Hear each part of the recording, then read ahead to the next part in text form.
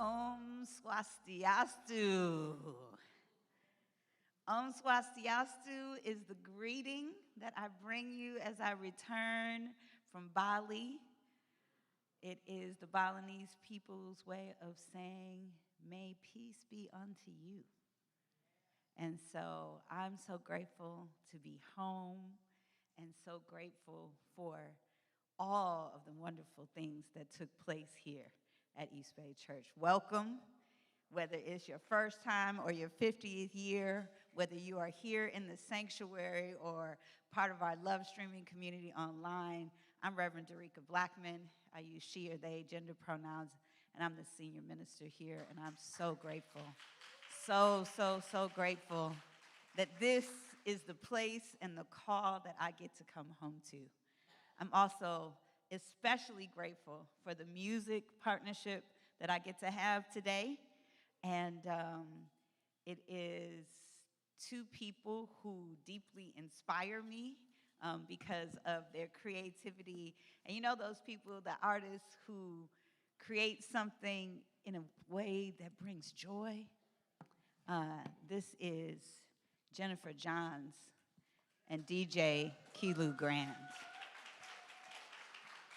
I am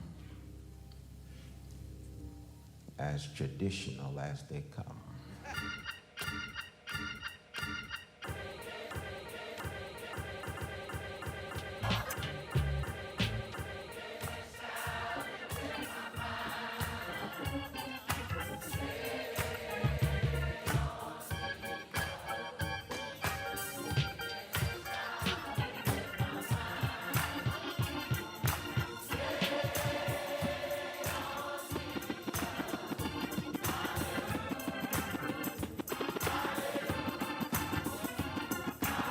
Just because it's two turntables and a microphone, y'all know how we do this.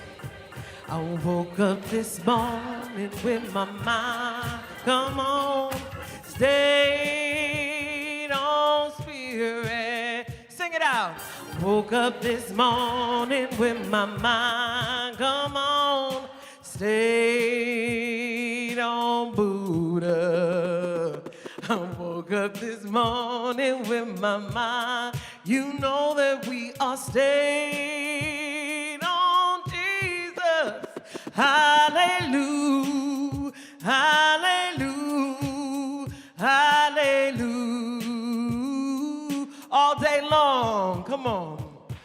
All day long I keep my mind. You know that we are stayed on.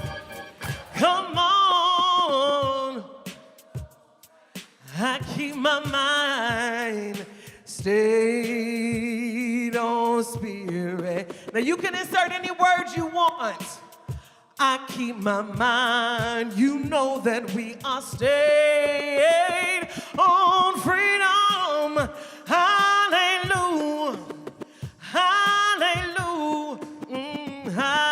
Walking and talking, y'all. Come on, we are walking and talking with my mind. You know that we are stayed. Come on, we walking and talking with my mind, yeah. Stayed on freedom. We walking and talking with my mind. You know that we are stayed on freedom. Hallelujah, hallelujah, hallelujah. Come on. Woke up this morning with my mind. My people, come on, say. I know that we all woke up this morning. Come on,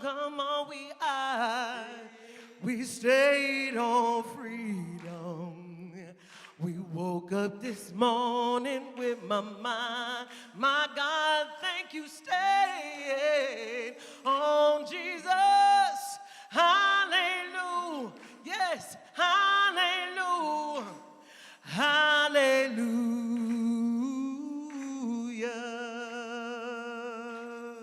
Good morning, East Bay.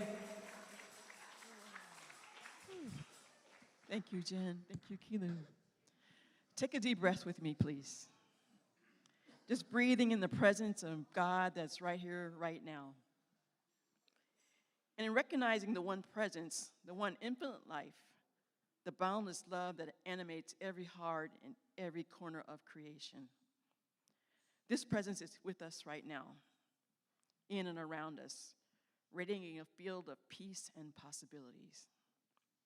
In this moment, I stand in deep gratitude, giving thanks for the gift of breath, for the beauty of this community, for the countless ways Spirit reveals goodness in all of our lives, seen and unseen, large and small. Gratitude opens my eyes to abundance and fills this sanctuary with joy. As I rest in this awareness of oneness, my heart extends beyond the walls. I know the same divine love embraces our entire world. I affirm that peace where there is conflict, healing where there is pain, abundance where there is lack, and understanding where there is division. I declare the leaders are guided by wisdom. The families everywhere are safe and sustained, and that being awakens in our shared humanity and our sacred earth. So for this, I give thanks, releasing my word into the law, knowing it is done. I let it go. And I invite you to join me in anchoring this word with Amen, Ashe, and so it is.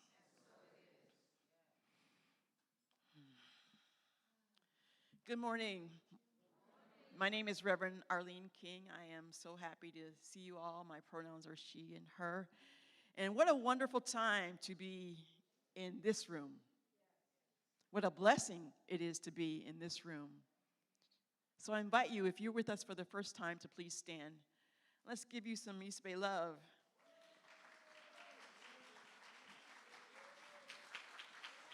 Thank you so much. We invite you to remain standing, and our greeters will provide you with a gift packet and a gift from us. So East Bay, let's extend our hand in love and appreciation. Welcome to East Bay. Your presence is a gift to us. The God in us recognizes the God in you. We see you. We appreciate you. And we thank God for you. Welcome home.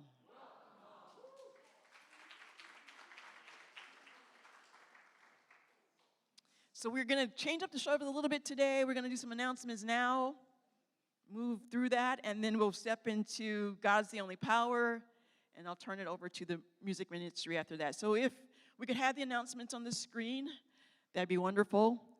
So this afternoon at 12:30, Dr. Sunny Cantrell Smith will be with us. She is the global leader of CSL, and she'll be right here in East Bay today. We're having a listening session. She wants to hear from us, and I'm sure we want to hear from her. So I invite you to grab lunch, because I know we have this wonderful Latino, Mexican experience with food today. So have lunch and come back in, and we can spend some time with Dr. Sunny. We could go on from that one, because I can't speak anything on there. Later today, Tiffany McLean will be leading us in an envisioning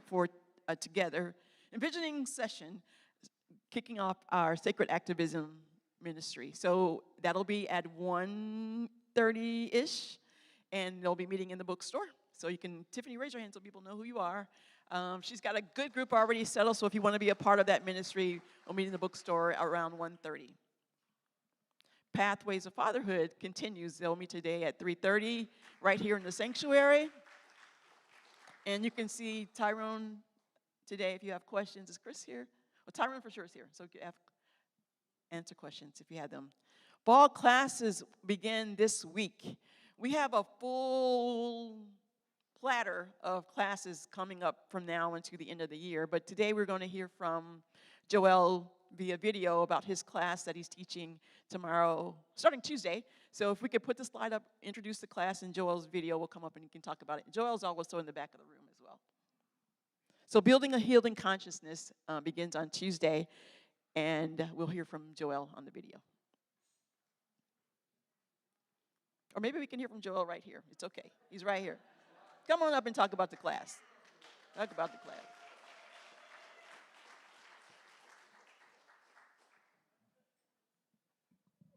Thank you, Reverend Arlene. You know, we're always in the divine flow. This is it right here.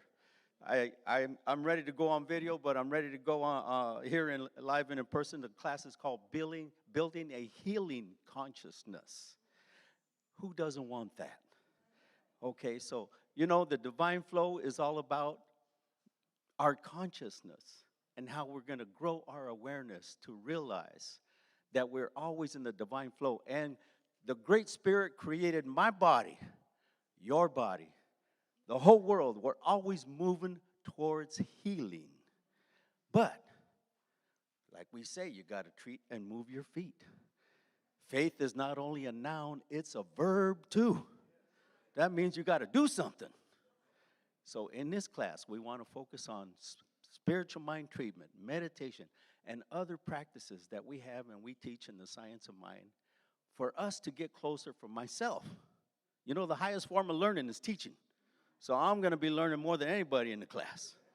Okay, because I'm going to be studying extra to bring you what I can. I'm going to bring you the best of Joel. And I'm telling you, I'm pretty good. Look at me.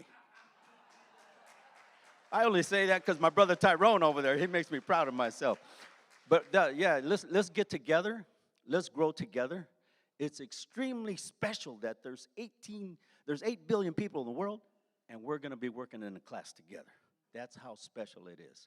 I invite you to open your mind, open your heart, grow and expand your consciousness, and let's do it together. Yes. I have to say that was better than the video, so thank you. So the next announcement, so just so you know, the class begins Tuesday night online. The QR code there gives you access to register, and then Joel will send out a link via Zoom. So that's starting. There'll be some in-person opportunities. Thank you for. Oh, okay. We're out of order, but that's okay. So I'm coming back to Wednesday night, this Wednesday. Rev up your GPA. I have to tell you, this has been, as Joel said, we learn as teachers. This has been a transformative experience for me, and those who have attended, I hear good things about, so I must be doing something right. So we invite you to come out Wednesday night online via Zoom, and we'll talk about revving up your GPA. That's your gratitude, your prosperity, and your abundance. 12-step group meets Friday. There's updated information about 12-step online here. They'll meet Friday at noon. There's a message that goes out, and they'll be on Zoom. You can scan the code as well. Yes? I think we might have missed did we do the pathways? Okay, all right, then I'm complete.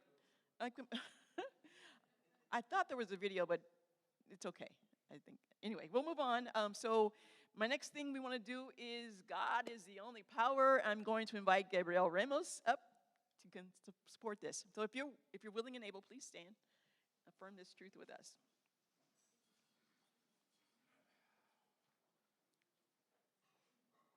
And we'll do it together in unison in English and in Spanish. We'll start with English first. God is the only power in my life. Nothing from without can touch the perfect life of God within me. No past experience has power over me. I am a perfect child of God, and nothing that anyone has ever done or said can interfere with my divine birthright. The power of God is greater than any circumstance in my life. The strength of God is mine to use. Turning away from all feelings of inadequacy, I discover that all that I need is within me right. Where is it? I don't hear you. Where is it? All right. As I forgive the past, nothing to atone for and nothing to run away from. Casting off the old me, I discover my true self I take dominion of my life. Old habits have no power over me. Conditions have no power over me. Personalities have no power over me. I take dominion. I am whole. I am free. I am complete now and forevermore. And so it is. Yes. Thank you.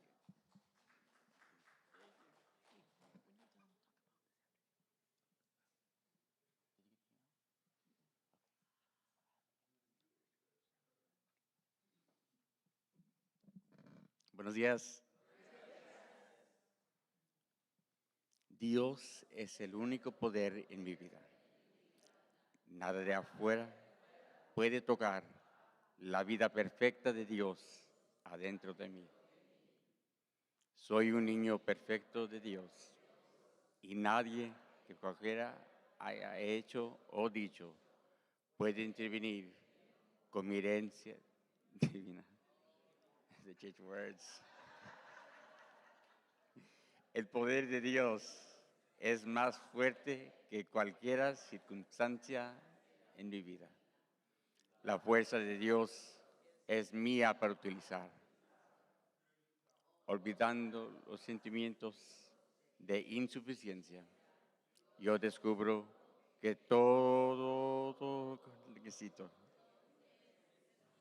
está dentro de mí en este momento.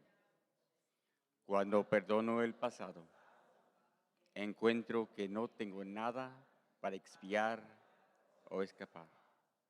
Olvidando mi antigua persona, yo descubro mi verdadera persona.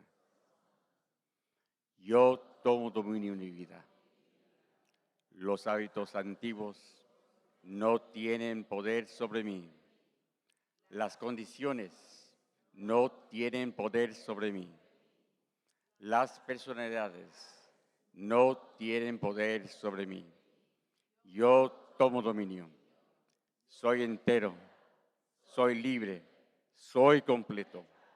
Ahora y para siempre. Es así. Sí, sí.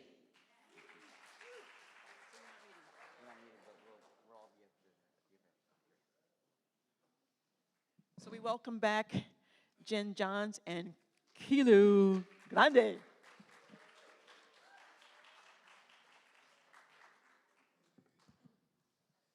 I love you, Lord, and I lift my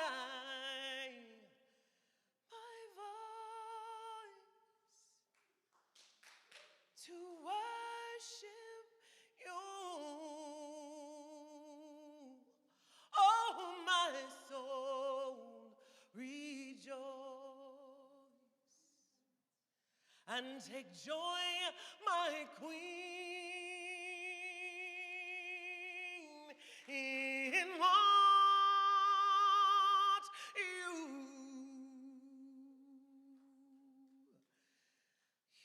hear. Let me be the sweet, sweet, sweet sound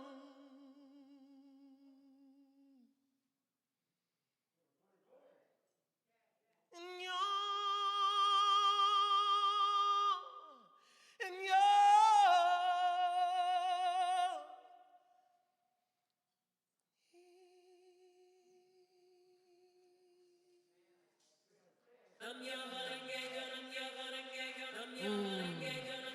If you all know the Nam Myoho Renge Kyo chant, devotion to the mystic law of cause and effect through sound and vibration. In hip hop, we would just say word.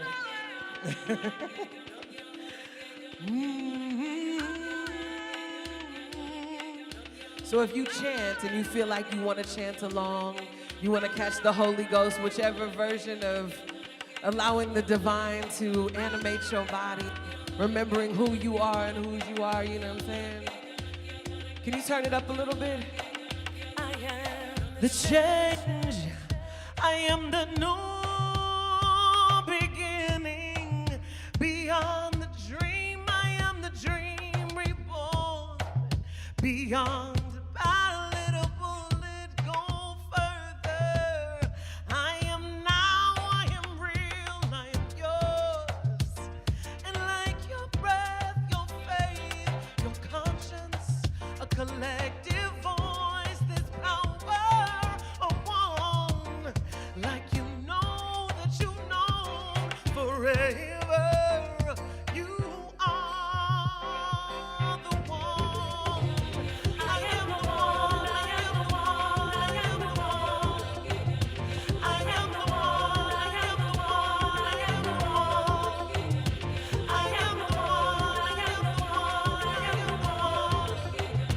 I am the one. I am the one. I am the soul. The pulse of the main street, heart of the ghetto. The soul, more than an audacity to open proof. We all chose. See, when this road gets rocky and rough, we push on forward. I'm more than one man, I'm all of you. I am the one, I am the one, I am the one. I am the one, I am the one, I am the one. Sing that. I am the one, I am the one, I am the one. I am the one, I am the one, I am the one. Oh, yes, keep singing it if you feel it. Yo, more now than ever, we must remember who we are. Evolution, the power of one. We have gone beyond revolution. Evolution, the power of one. We have gone beyond revolution. Evolution, the power of one. We have gone beyond revolution. Evolution, the power of one. I am the one. My God. Oh my God.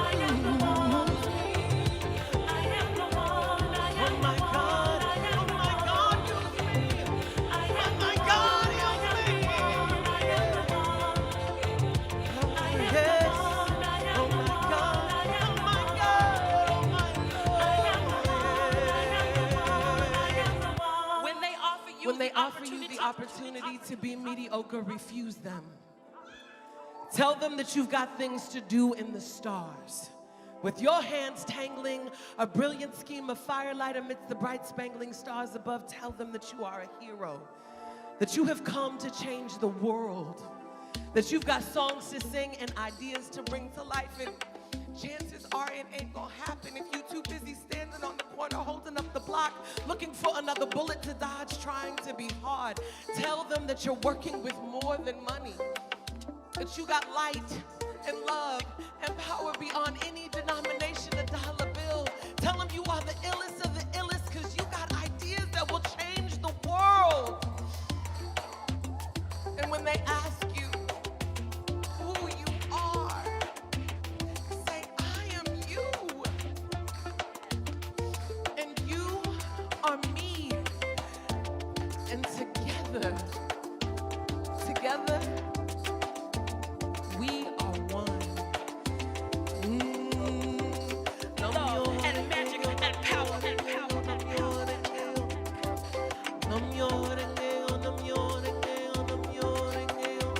I want us to start praying for the world like we pray for a new car or a new job. I want us to start praying for the world and visioning what a world looks like when all living beings have what they need to thrive. And we're gonna chant, word, word. Say, ooh, I am the one, I am the one, I am the one. Sing that. I am the one, I am the one, I am the one. Because you are the only one. I am the one, I am the one, I am the one. The only one that you can do. That is a declaration and a promise, right? There's something that you can do that only you can do, and you got to do it. Because if you don't do it, you messing me over, you messing over the world. I am the one, I am the one, I am. Now that still quiet voice. I am the one, yes, yes, I am the one, I am the one. Thank you, Divine and Holy Spirit. Praise God.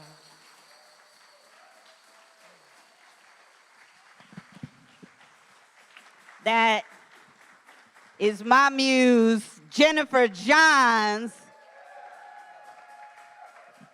accompanied by the incomparable DJ Kelu Grand. And the I Am the One choir that is all of us in here today. Yeah.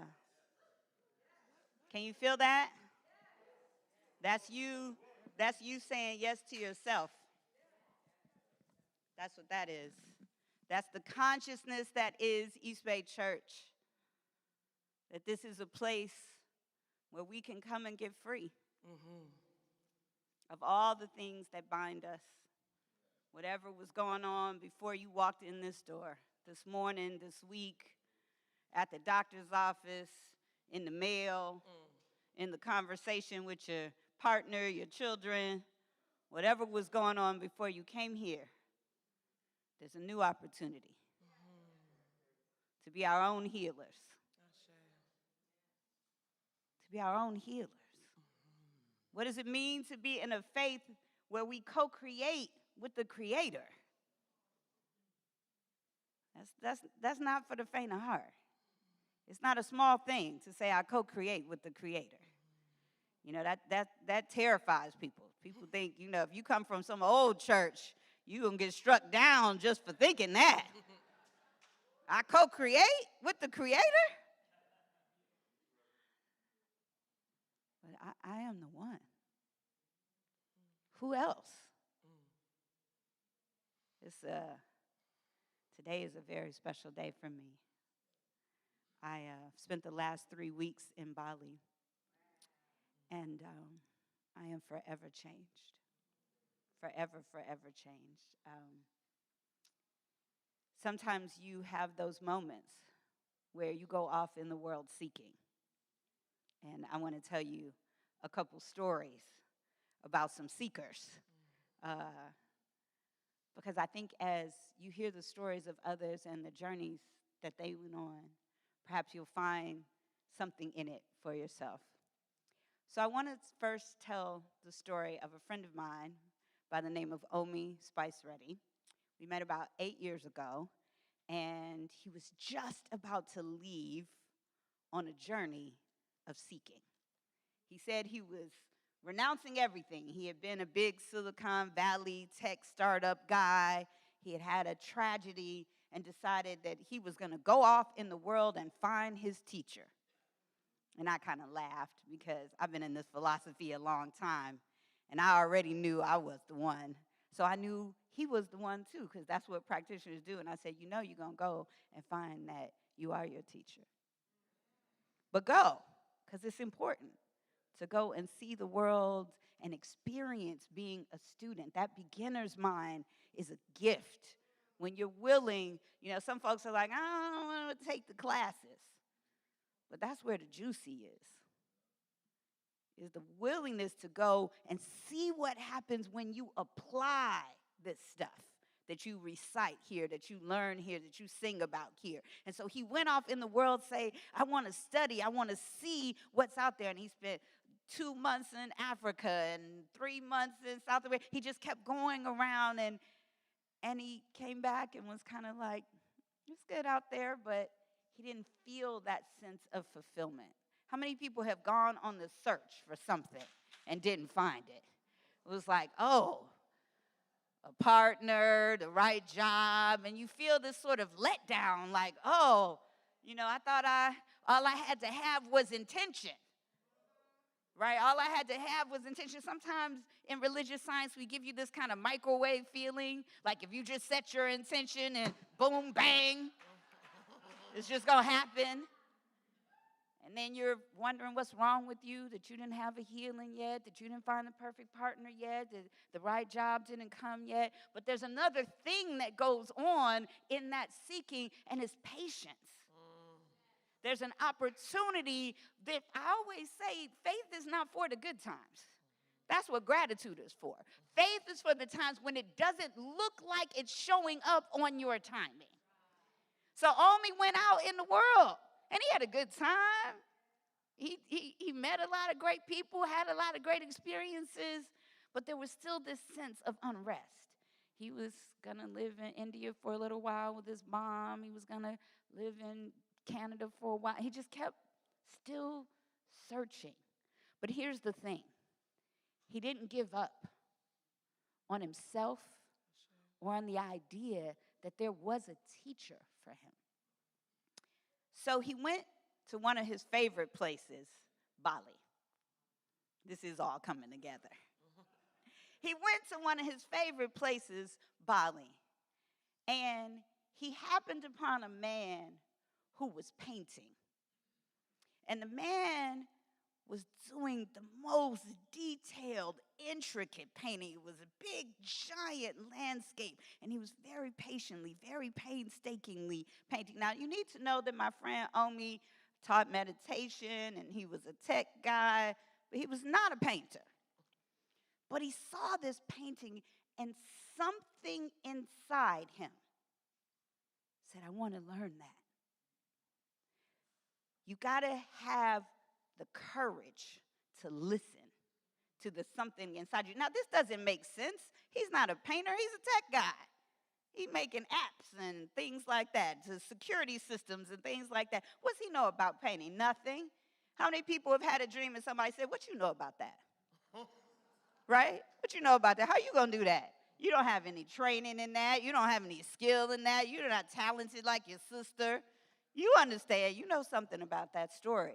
So he could have had that going on. I don't know.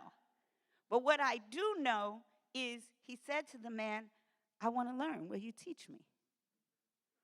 And he said, no. Oh, you thought this was going to be one of those stories where you ask and then it's like, oh, the clouds card. Here come the clouds partying and here's my teacher. Oh, yes, I've asked and found my teacher. See, this is what the story is about. It doesn't just happen like that all the time. He asked, and the man said, no, I'm not a teacher. I'm an artist. Go on with you, right? But there was something inside him that said, I want to learn that. It wasn't just a matter of an ego or a curiosity or a cultural appropriation. It was just a sense of something inside me is calling me to that. So he came back to him. He said, I want to learn. He said, I don't teach. That's not what I do. I'm an artist. I'm a painter. I paint. I don't teach. I don't have time to teach you this. This is an art that has been handed down to me through generations. Where you come out? Just thinking, do you even paint? And he said, no, I want to do this. That I'm being called to do this. Now, when you are in your call and you speak to somebody else who's in their call, they hear that. People who are in their call, they speak to each other. This is what happens when Jen and Kilu get to hanging out in my house. I'd be like, okay, we operating on this vibration, all right. Because you need to be around people who are answering the call fearlessly or with their knees knocking. That's okay too, but answering it, saying yes to it. And so his teacher said, all right, I'll teach you on one condition. You have to give up everything and do this and dedicate your whole life to it. Now, I need to tell you that Omi is a former tech guy who was building an app called Hildens and Teachers, and he was living in this place and that place. And when you know, you know. So he said without hesitation, yes. Yes, I will give up everything and dedicate my life to learning how to do this art. And he did. And about 9 months after he began, he came back to the States with his first paintings.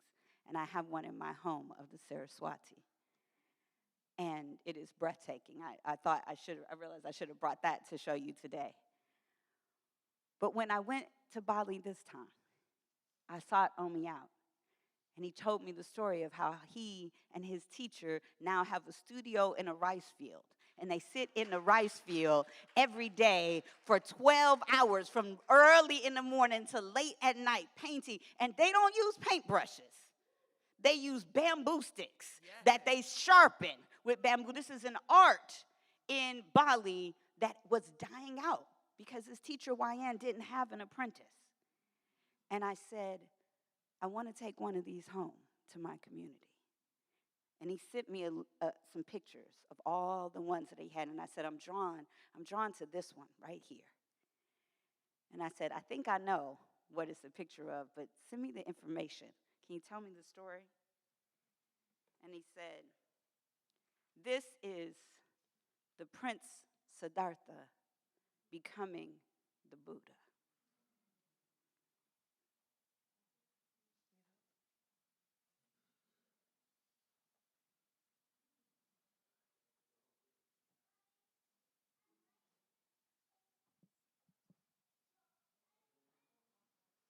See, the topic for the month at the Centers for Spiritual Living is awakening.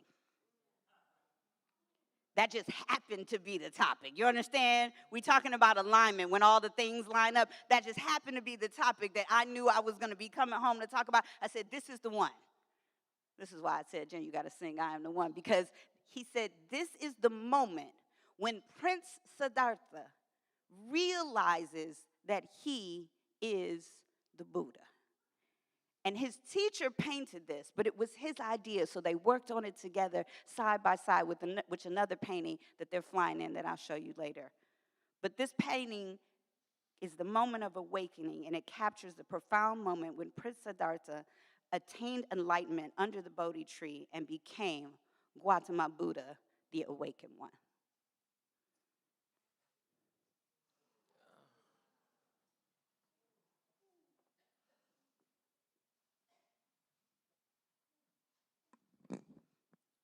I'm going to tell you what I told him about why I wanted this for our community. I said, this is what a church should be about. This is what my church is about. What is it that we have to do to wake all of us up to the fact that we are the Buddha? What is our work as a church? It's not just to come and have fun. We like that. It's fellowship, yes. But it is about transforming the entire planet. That's our mission here. And I knew that you would understand and appreciate what it is to sit beneath the Bodhi tree and have this moment. See, if you don't know the story of Prince Siddhartha, he was a prince. And his father was royalty, and he was designated to be that royalty. But he was like, I don't want that life. I don't want that life of all the riches and wealth. And he objected to all kind of things like killing animals. And they're like, this kid is just weird. How you going to be the next king? And you don't want to do all the things that are associated with being a king. He was like, I reject all of that. So he went and looked just like my friend Omi for his teacher. See, this is story number 2 of a seeker. This is why they were attracted to making this. He went looking for a teacher, and he found meditation teachers, and he practiced meditation. And he was like, this is cool, but there's something more. He said, I got to go harder. How many people thought in order to realize your dream, you had to go harder? Yeah, see, it was a lot of hands on that. That's that American work ethic thing right here. But even the prince had it. He was like, I got to go harder. So he became an ascetic, and he starved himself till he was almost dead. And he had this moment where he was like, maybe this is too hard. Or as the hip hop, as Dave Chappelle would say, when keeping it real goes wrong. You know, like it was a little too much. It was doing a little too much. And he was like, okay, let me just go sit and contemplate. What is the way? And now, millions of people around the world celebrate this moment when he realized there was a middle path. It doesn't have to be all about riches and excess and women and wealth and killing animals, or it didn't have to be about starving himself to death to prove how spiritual he was. Some of y'all starving yourself to death to prove how spiritual you are. You know what I mean. There was a middle path. And this is the moment when the prince became the Buddha. And our job, if we choose to accept it here at East Bay, is to awaken everybody we can to this truth. That within each and every one, Buddha is just a title of enlightenment. And what happens if we decide to do whatever it takes? You know, they say by any means necessary. I'm going to throw a little Malcolm in with your Buddhism right quick. By any means necessary. What if we decide to do whatever it takes by any means necessary to become this awake? See, they wanted to give it to us with just the eyes half open. Because it's a tender moment when your eyes get open. You know what I'm saying? And so this is something I wanted to contribute to our community here so that we have a reminder of what our mission is. To open our eyes, each and every one of us, to the Buddha within. And they are so excited that this painting is going to be hung in a spiritual community. So we're going to take pictures, we get it framed and hung up here, but I wanted to bring it to you and share with you today the Buddha at the moment of awakening.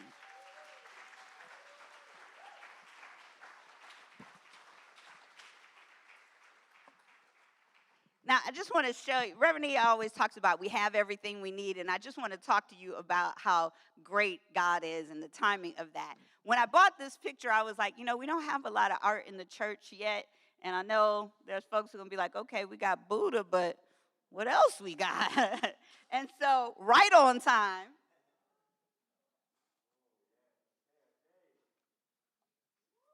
today I walked in and I had this gift from Rita and Joelle for the church. Thank you so, so very much.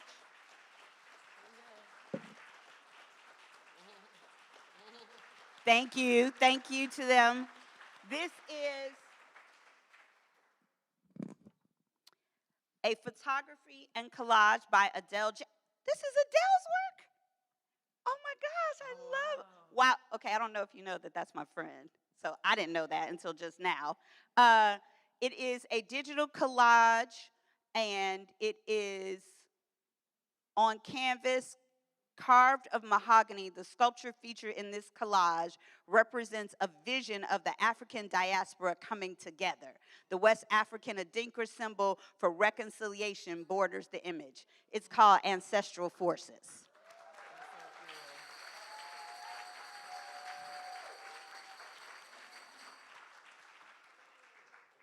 This is who we seek to be, a community that honors all the pathways to truth. I went on this amazing trip with Heart and Soul Center of Light and Spirit Tours, my friend Karen Fry and Reverend Dr. Andriette Earl. They took us out and we got to study Balinese Hinduism and that culture.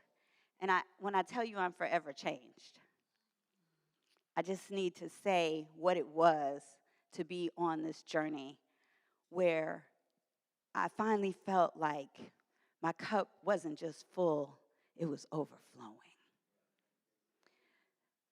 So much so that I've decided I'm going to take a group from East Bay next fall. So September of next year, we'll be going. And if I'm going to speak honestly about what happened there, there were many things. One was being with my heart and soul family. So for folks who don't know, there is a community right down the road, Heart and Soul Center of Light, that was founded by people who were primarily here at East Bay and went and founded another community. And it was a moment that was sometimes hard for this community. There was some hurt that happened there. So to be there with my teacher, Reverend Andriette, and my Heart and Soul family, and Reverend Marquita from CSL Dallas, and Reverend Karen, and people who had just come from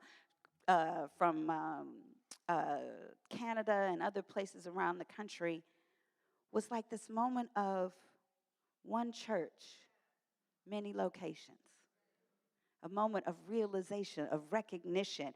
And I had it again last night at the 80th anniversary for Oakland Center for Spiritual Living.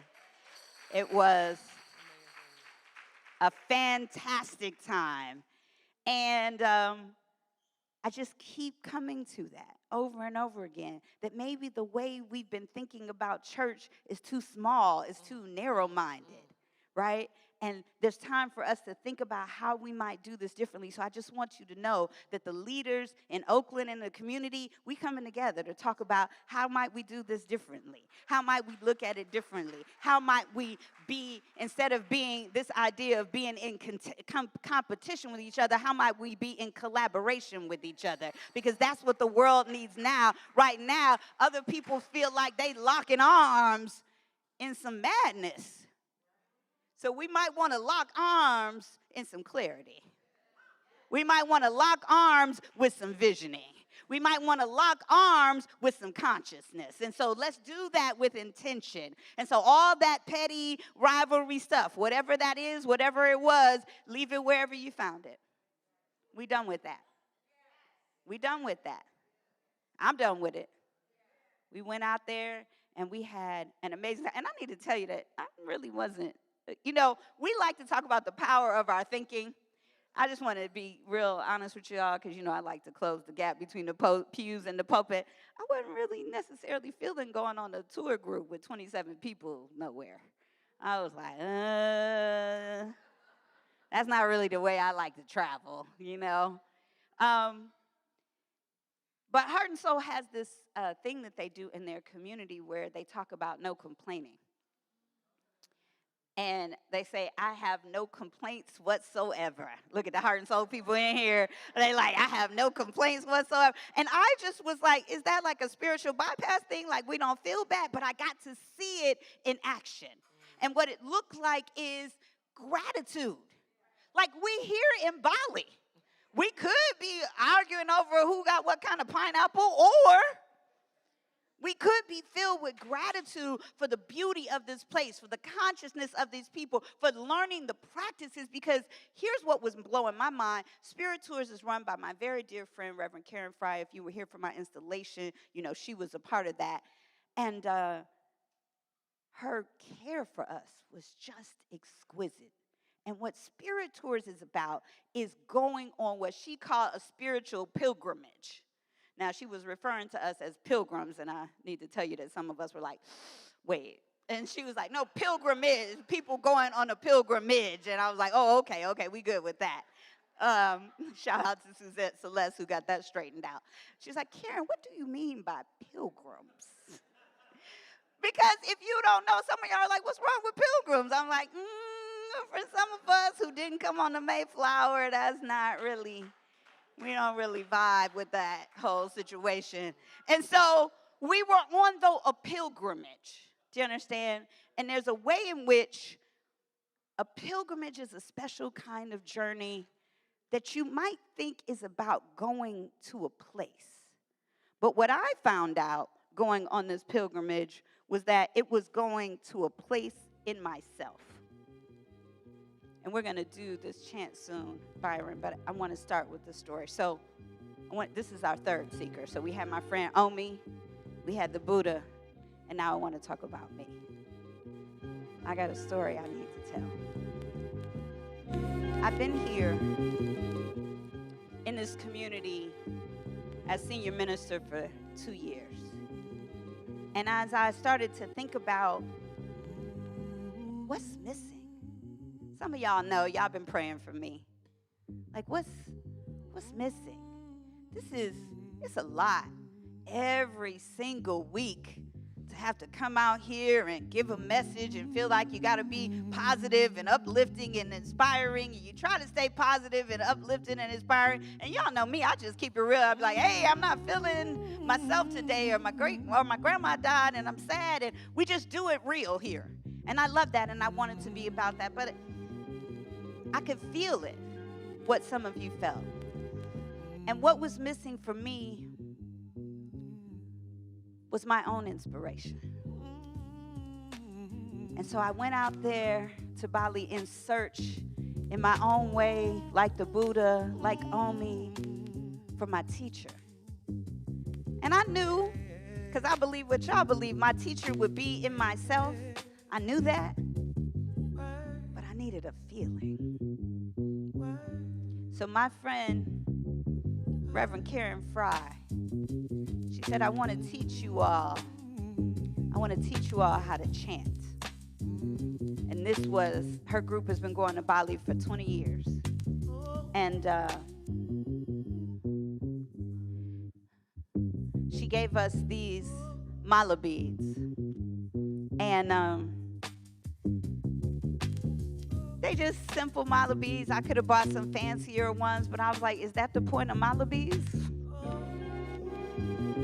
They are prayer beads, and there are 108 of them, so that you can chant 108 times a message to yourself. And all 27 of us on that journey, and we had some East Bay folks, shout out to Helen, Shanette, Thomas, my beloved Chris. We were all, Dr. Sandra, we were all there together. And every morning, when we had our morning meeting, we would sit and we would chant something that the Balinese practice, the Hindus practice, the Gayatri mantra. And so I want to share that with you now, because now I practice every morning chanting. And I feel a connection that I have been missing. Sometimes you just got to switch up your spiritual practice, you know? You got to find, if you haven't been meditating, maybe you need to switch that on. If you're not doing your affirmations, maybe post them in your house. If chanting feels like it's for you, do that. You want to sing, you want to dance, you want a whirling dervish. But what I'm inviting you to do is find a way that you feel inspired in your connection to God. Play the service over, go join the choir, do whatever it is that you have to do. But get thee fast to a practice. Jen was living in my house, and she was like, girl, you taking too many Zoom meetings in the morning. You need a practice. And I was like, I got to practice. I meditate and da-da-da. But sometimes, let's just keep it real, your practice gets stale. What? And so I want to share with you the Gayatri mantra, because it's changed my life. So Byron's going to put the words up so I can share a little bit of it with you and what it means. So this is the Gayatri mantra. It's a Hindu mantra that comes from the Vedic scriptures. And I just want to say now that there is some discussion about who should teach it and how it should be said. And so I want you to be a seeker yourself. Seek for yourself what is right for you, what feels right. To me, the difference between appreciation and appropriation is acknowledgement and attribution. So I want you to know that I was taught this by Karen, who was taught by her teacher, but we are, we Westerners. And there are Hindu folks who feel very strongly that everyone in the world should be chanting this, and there are Hindu folks who feel that you should not be given this unless you are in the lineage of the folks and it's whispered in your ear by your parent or your guru. So, in general, we in New Thought and metaphysics, we prefer a broad interpretation where there's not something between you and your pathway to God. And like Omi, and if I dare compare myself to Siddhartha, I felt this from God as a pathway for me. So these words, I will recite them shortly, and then I'll give you, Jen's going to sing, and we'll give you an opportunity to sing it. I'm not going to sing it. I'm going to chant it the way I was taught it. But one translation, and there are many, of what I'm about to say is this. O Divine Mother, may your pure divine light illuminate all realms, mental, physical, mental, and spiritual of our being. Please expel any darkness from our hearts and bestow upon us the true knowledge. So when I sit, sometimes in my living room, sometimes in my bed, and I chant this mantra, I think on each word and all the beautiful ways we can talk about God. If you take Change Your Thinking, Change Your Life with me, we learned the 5 steps of treatment. And the first step of treatment is recognition. And I say to people in the class, talk to me about God. And they'll say, what? Tell me about the qualities of God. And some people have trouble talking about God, right? Turn to your neighbor right now and tell them one thing about God that you know is true.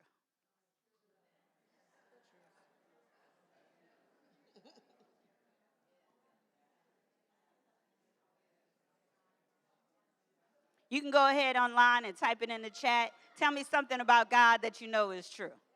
We're going to wait one more second, Kilu. So, the second step of treatment is unification. And what I tell people is whatever you just said about God is also true about you. So now turn to your neighbor and say that exact same thing, but say, I am whatever you just said God is.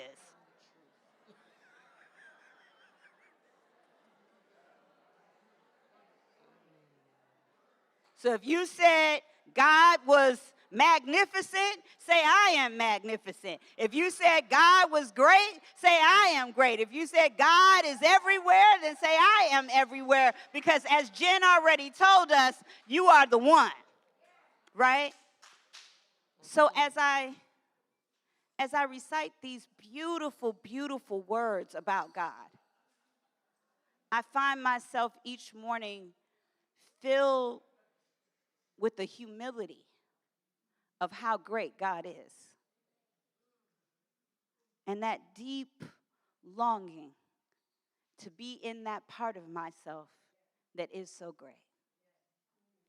And then as we do this work as a community, our work will be to see that greatness, not just in the people in this room, but the people everywhere. So let's get into this. I'm going to chant it by myself, and then I'm going to let Jen sing it because it sounds so beautiful when somebody sings it. All right. So the first word is Om, which you may know. How many people have ever chanted Om before? Okay, so you could do that with me. Om.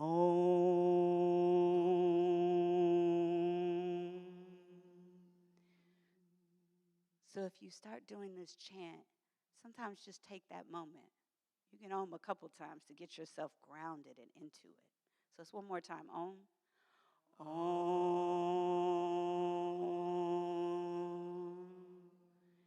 Now these are Sanskrit words, which have very special word sound power. One last one. Om.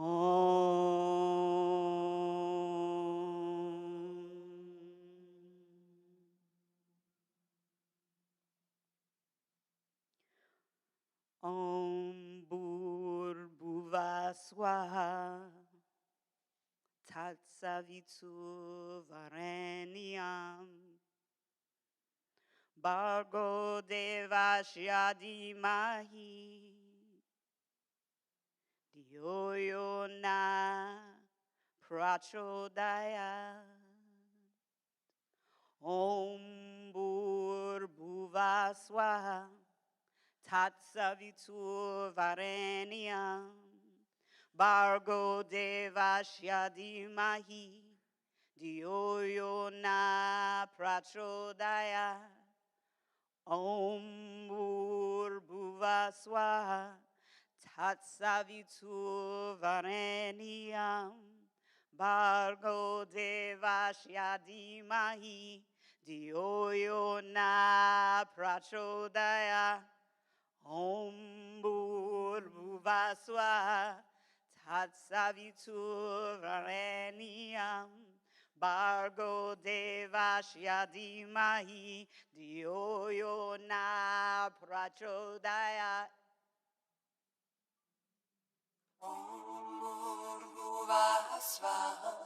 Tatsaviturvareniyam Bargo devasya dhimahi Dhiyo yo prachodaya Om Bhurvuvah Swaha Tatsaviturvareniyam Bargo devasya dhimahi Dhiyo yo prachodaya Om Bhurvuvah Swaha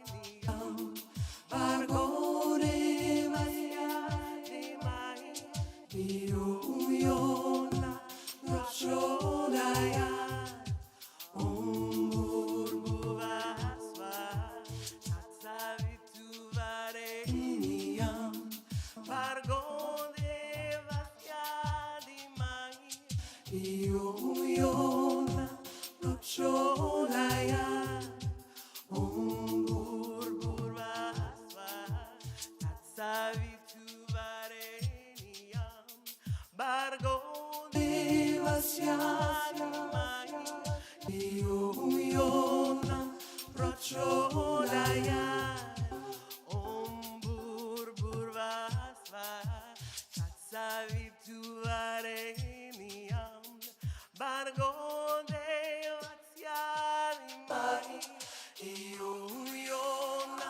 prachodaya Om Bhurvuvah Swaha Tatsaviturvareniyam Bargo devasya dhimahi Dhiyo yo prachodaya Om Bhurvuvah Swaha Tatsaviturvareniyam Bargo devasya dhimahi Dhiyo yo prachodaya Om Bhurvuvah Swaha Tatsaviturvareniyam Bargo devasya dhimahi Dhiyo yo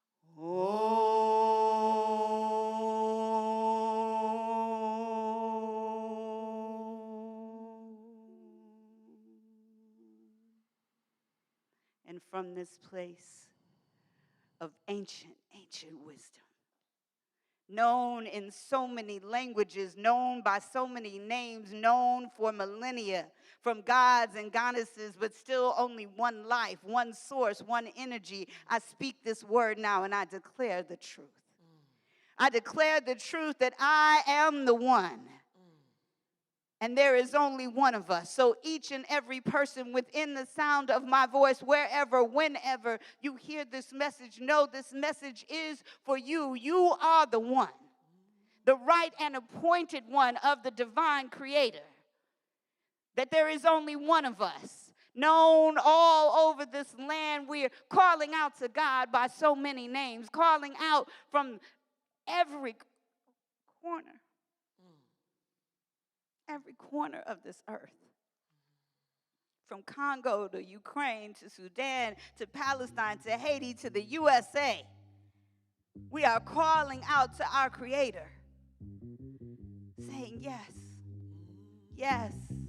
I have faith that will move mountains. I have faith that will part seas. Get thee behind me, Satan. I speak a word that is power unto men who claim war. And so I know right here and now that whatever war, whatever dis-ease, discomfort is in our heart, is in our homes, is in our schools, is in our workplaces, in our families, is in our community, we speak a word of power. We come from the divine place inside of us that knows who and whose we are. And I speak this word encouraging you to know the truth, find the truth, practice until you know it is so. Your word is power unto the conditions in your life. Word. We use this teaching. We use these tools, not just to sit around and make ourselves comfortable, not just to hide in times of crisis and trouble, to speak a word over the condition in our bodies, the condition in our families, the condition in our city, the condition in our nation. We speak a word because we are the people of faith. So we're the ones we've been waiting for. Who's going to speak up? Who's going to say something? Who's going to do something? It's us. And this is the moment of awakening. This is the moment where very gently, very softly, very quietly, our eyes open up just a little bit, even in this prayer, to say, me? Are you calling me? Are you talking to me, saying there's something for me to do right now? Maybe it's just to heal your own body. Maybe it's just to know the truth in your family. Maybe it's just to speak a word. Maybe it's just to help somebody else. Maybe it's just to take a nap and a break and a rest from everything that you've been doing, so you remember that you hold your own light. Hold it with love. Hold it with joy. I'm so grateful for this teaching, for this philosophy. I'm so grateful that Ernest Holmes was the kind of man who said, I'm open to truth wherever it's taught. So I knew I could go out into the Balinese, into the Hindu, and say to them, teach me your ways. I got blessed by the priest inside Tanalot. They put rice on my head and Chris's head, and they blessed us. And I saw this moment. I saw it just like it's happening right now. I know now why Reverend E keeps her eyes closed, because I don't have to look at you to see what's happening. I know what's happening because it's happening with me, through me, for me, and you, because there's only one of us. So whatever's happening for me, you see it. Don't see, oh, I wish that would happen to me. It is happening to you right now. That's why it's happening. That's why you showed up here today, so you could wake up to your own divinity. That's the only reason to come to East Bay Church. It's the only reason to come to any of these churches, is to wake up to the God inside you, the message God has for you, whether it's go give up everything and pain, or whether it's just take a breath. Take a breath and bless your own body. So I release this word now to the perfect activity of divine law, which says it's already done. Whatever it is, just claim it as so. Speak a word on your own behalf. Or let a practitioner pray with you today. It's time. What it takes to heal is we have to be willing. We have to be intentional. We have to, as Reverend Michael says, be in our blisscipline. This is my blisscipline now. I invite you to find yours and then trust God to perfect everything that concerns you. I release this word and I let it be so. And if you know, or even if you still just hope that it's true for you, then I invite you to join me by saying Ashe, Amen, and so it is.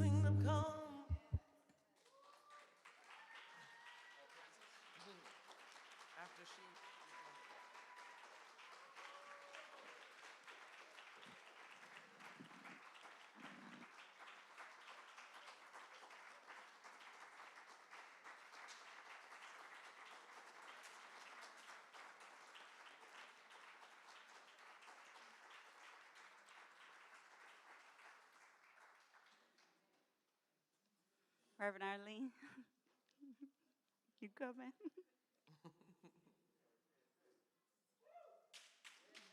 Thank you, Spec.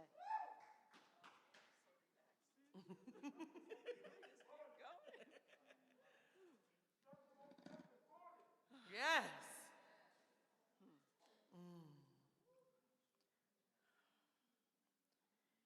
You ever have one of those moments where you're just present and you don't know what's happening to you? There's something just moving inside of you and it puts you in this really like state. And I was telling Chris, I could just stay here and take a nap. That's what you need, is it? That may be true too, but I just felt like, oh, this is wonderful. So it is time for gracious giving, and I'm so grateful for all of you being here today. And as we begin, let's just take a breath of gratitude, just breathing in all that we've heard and felt and experienced here thus far on this day. And the ushers will come forward and bringing envelopes if you need them. Raise your hand, and on the screen you'll shortly see ways to give. We have our technology folks out with our tappers, but I want to say something that I had wrote because I've been listening today, which is not always what I do, but I wrote something down. Word. I'm just being honest. Being honest. Let me see if I find it.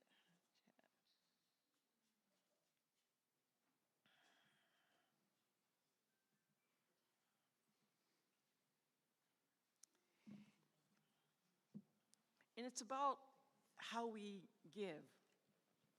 It's not what we give, it's how we give.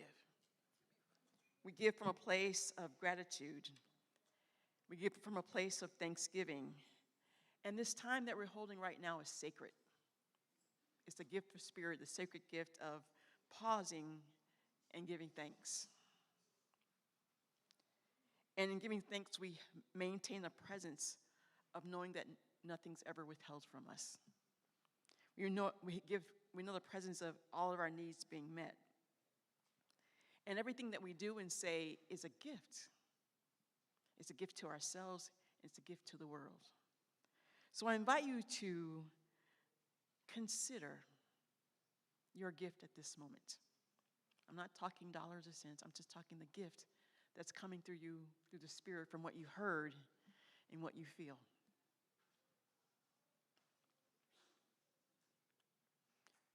And from that place, I invite you to take a breath and simply affirm, I'm grateful. I'm thankful. I have all that I need. I have all that I need. And this community has all it needs. This community has all that it needs. So for those of us who are members, we all thank you from the board, Reverend Derica, myself, we thank you for your continued gratitude and giving to East Bay. And those for you who are new, we thank you for your presence here today because you are a gift. And we receive that gift lovingly from you.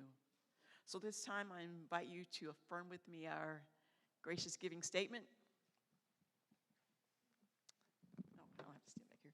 Divine love through me blesses and multiplies all that I am, all that I have, all that I give, and all that I receive. And so it is. So the ushers will receive your gifts. We're going to have a little music.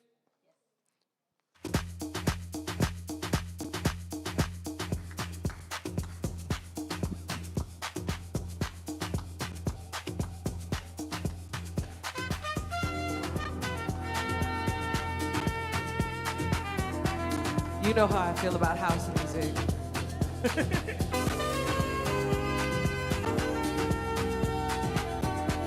This is new music called All Praises.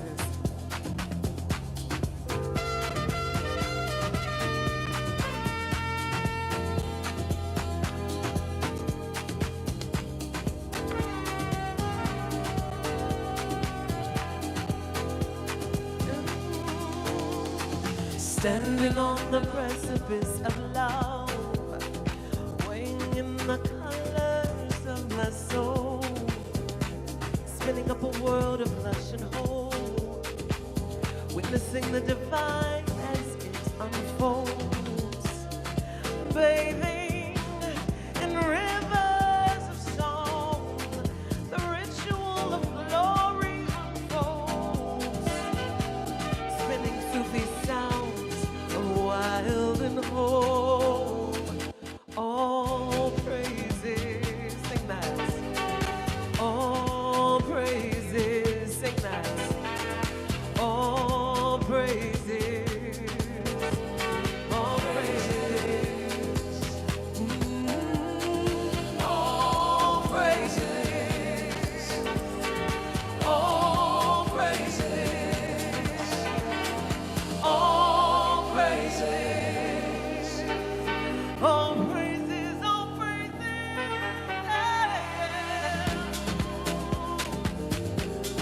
hope you're dancing, love streamers, wherever you are. Or clapping, keeping a soul clap if you know what that is. It means that all rhythm is accepted. That's what a soul clap is. You find yourself on the 1, or the 3, or the 2, or the 4, or somewhere in between. You right on time. That's right.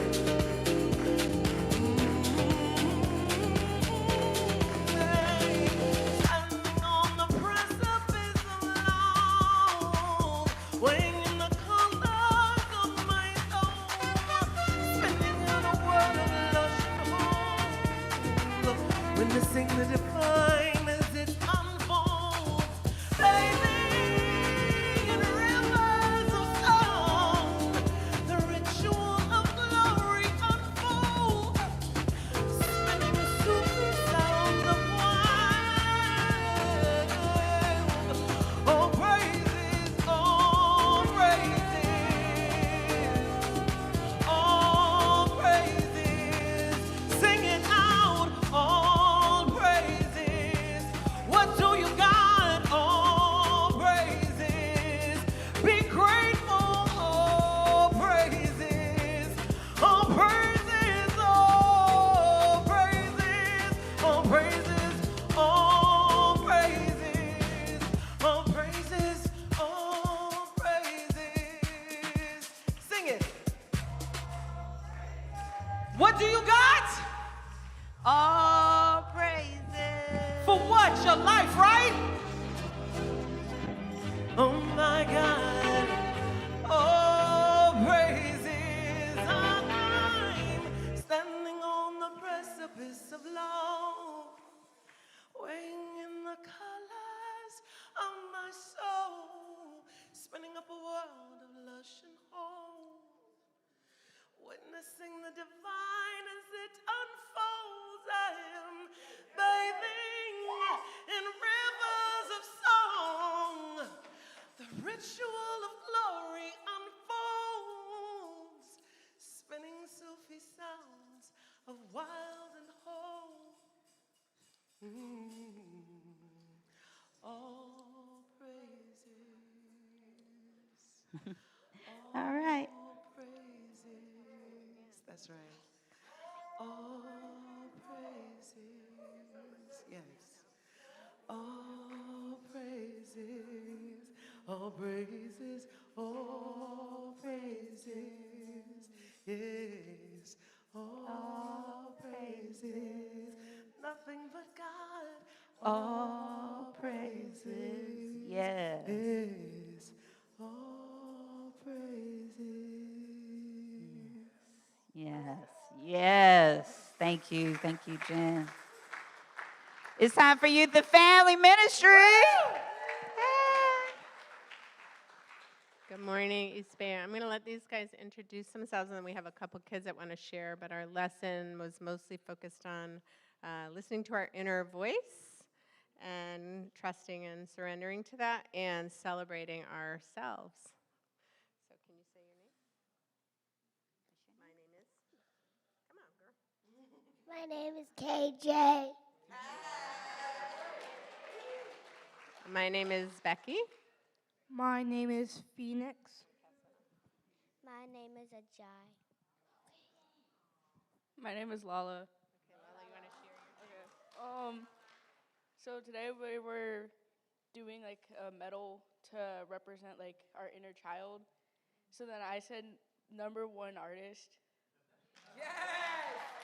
Yes. Yes.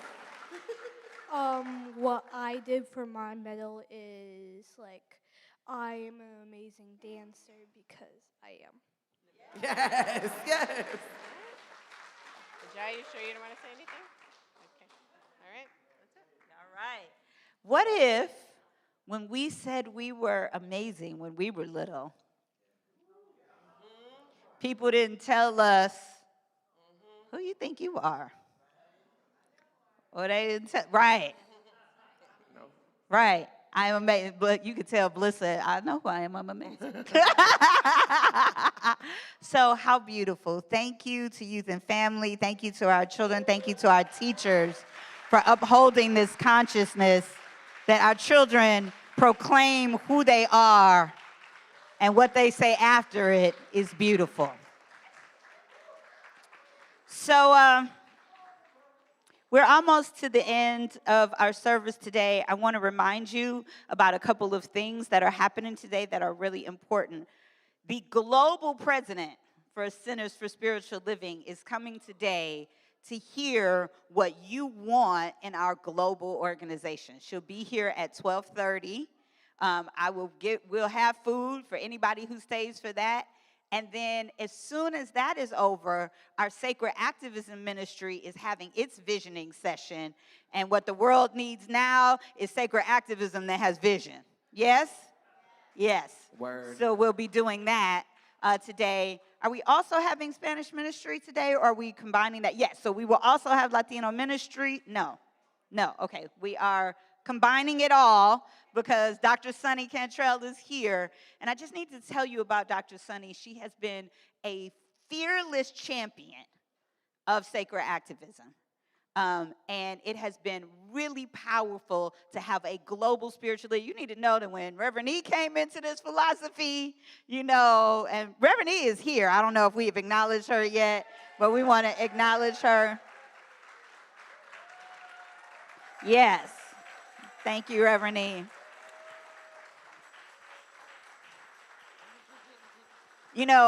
Reverend E, she has gotten on my case in my activism over the years, but recently she's come to this awakening where she goes, I was quite the rabble-rouser myself when I came into this movement. And last night at Oakland Center, they acknowledged her, and she said, I went up there and raised Cain and told them they needed a church in the flatlands. And then she talked about, she was just one of those people to say, I'm going to marry gay people here, and I'm going to do this, and I'm going to do that, and it was against the grain. And we're still that community, that consciousness. There is a student in ministerial school. She said, I want to come and talk with you because in ministerial school, they're telling me, I can't talk about politics. And I know that you do that. And I'm wondering how you reconcile all of that with principle. And last night at the Oakland Center for Spiritual Living Gala, Bishop Yvette Flunder was there. Reverend Dr. David Alexander was there.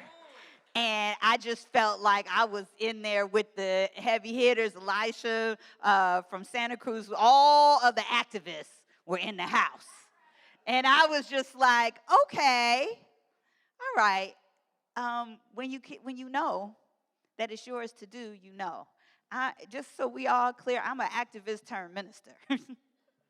I'm not like a minister who just is trying to figure out how to do activists. Like, that's who I am. And so it wouldn't be right with what's going on in the world if I didn't leave you with what we call in a sermon a call to action. Yeah? So take a breath, because you thought it was just we was going to all praises out of here. Not quite.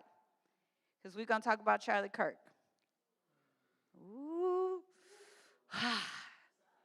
Because we have to. Because we're talking about Charlie Kirk. So if we don't figure out how to talk about it from our spiritual practice, then we just talking about it any kind of way, any kind of sideways. We talking about it like whatever they send us on TikTok. Do you understand? Whatever we clickbait we're looking at. But we need to talk about this from a consciousness perspective. So I come from a church where my minister was the head of the NAACP. So I'm used to somebody coming and telling you this is what it means for us as people of faith. So let me just talk to you for a minute about Charlie Kirk. Everything that was talked about that consciousness of hatred and division and blame and divisiveness is abominable. It's just plain stupid. And there is no way we are going to celebrate the death of anyone. That's right. Let me tell you about my story about how I got here. I was protesting. Well, Oscar Grant, Reverend E called me. She said, I just seen you hollering on television. A practitioner is the presence of peace. I was like, right, I know, but no justice, no peace, right? And then Lavelle Mixon killed 4 police officers that summer. And it was hot in Oakland. And somebody called me, and they said, you know, we want to organize a protest because the governor, Jerry Brown was the governor at the time, the governor is coming to the funeral of the police officer, and they didn't come to Oscar Grant's funeral. We need to organize a protest.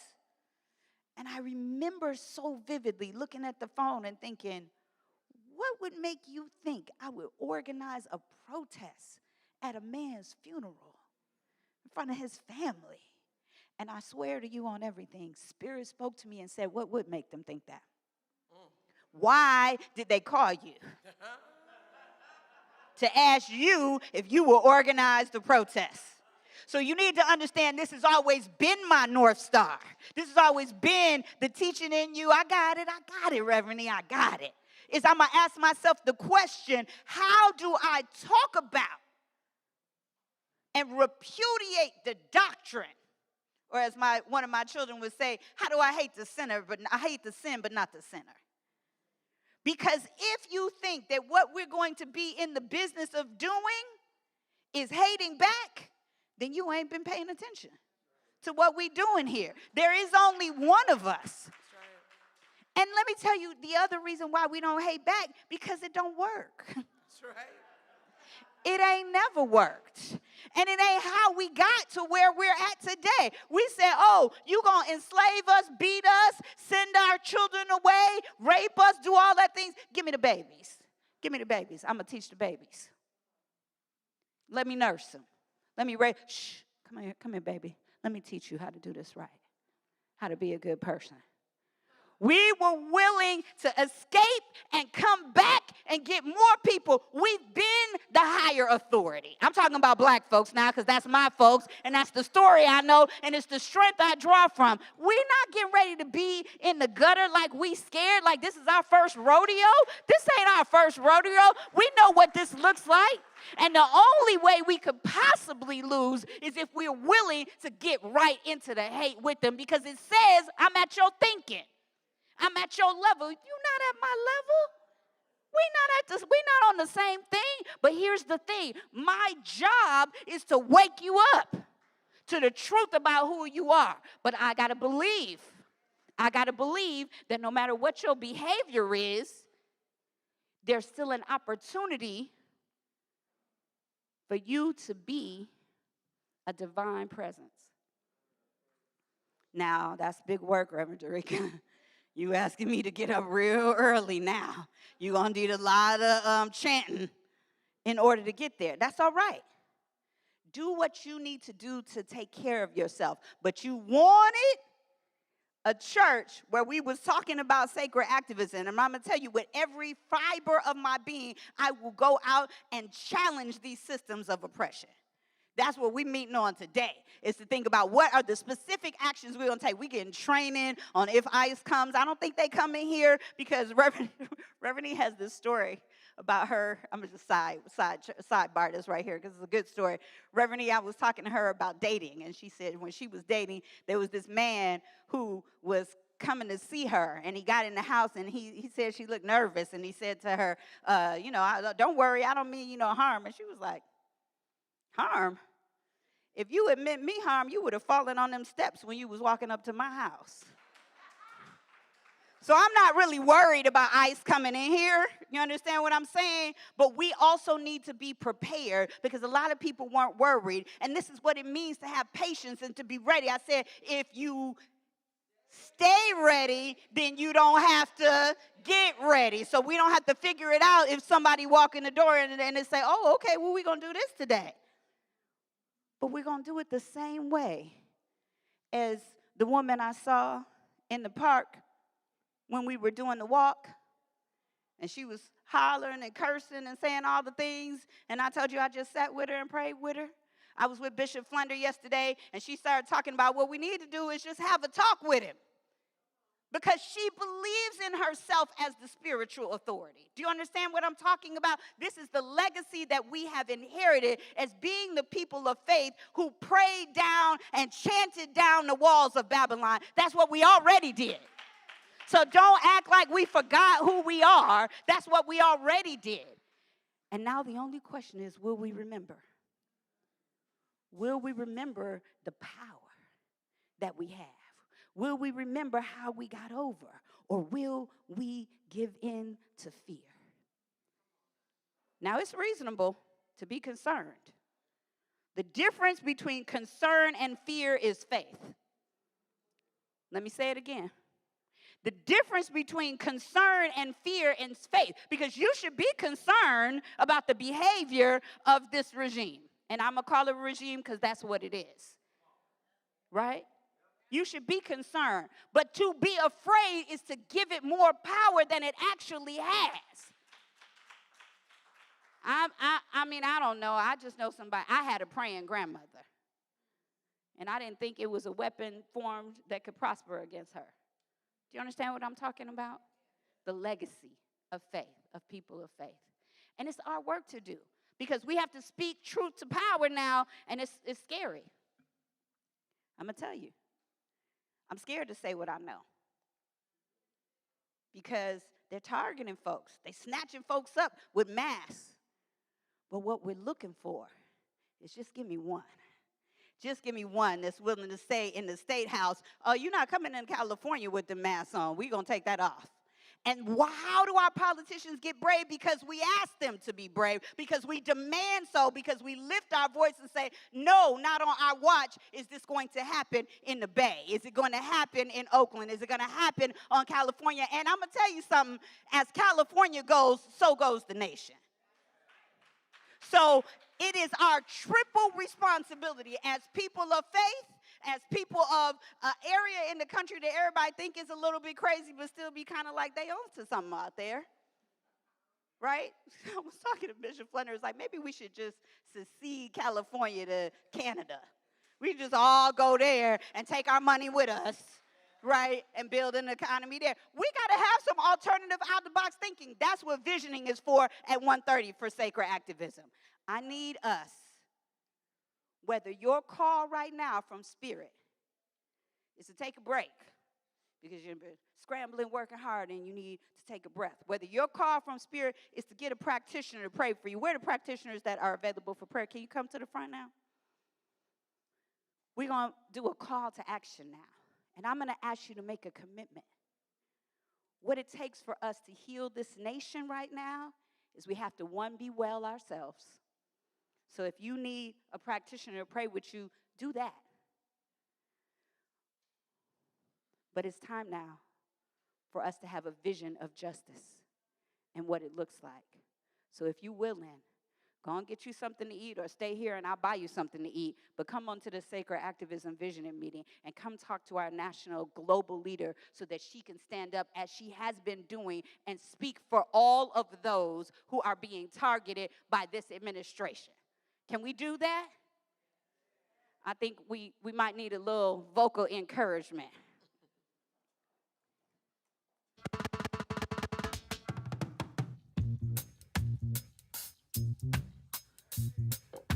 Calling you through the ages, through the generations. You're not going to have no rights if you're not willing to get up and stand up for them. I don't care if it's not you they targeting today, eventually it will be. Stand up for your rights. Get up, stand up. You cannot give up. It's too late. Being tired is over with. I know you had a break. After Kamala, you took a break. We're not going to have no preacher man telling you that heaven is under the earth. I'm coming to tell you we got to get up and stand up for our rights and for other people's rights. Even if yours are not threatened, somebody's are being threatened. And today is the day where you make a commitment to care for yourself and to care for everyone else. Stand up for your rights. Get up, stand up. Get up, get up, stand up for your rights. Get up, stand up. Oh, don't give up the fight. Get up, stand up. You sing it. Stand up for your rights. Get up, stand up. Don't give up the fight. Oh, preacher man, don't tell me. There we go. What life is really worth, 'cause all that glitters is gold. So now you see the light. Come on, stand up for your right. Why? Stand up. Come on, stand up for your right. Sing it out. Get up, stand up. That's right. Don't give up the fight. Don't you get up, stand up. My God, stand up for your right. Oh, get up, stand up. Don't give up the fight. Don't give up the fight. Don't give up the fight. Don't give up the love. Don't give up the love. Don't give up the love. That's what they're counting on. Don't give up the love. Sing that. Don't give up the love. Yeah. Don't give up the love. Don't give up the love.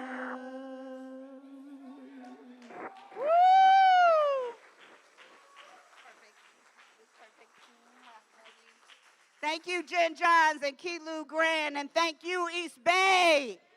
You have been standing up for each other and yourselves. Practitioners are available if you need prayer. Come back and let's vision how we can make this sacred activism. And 3:30, there's pathways to manhood.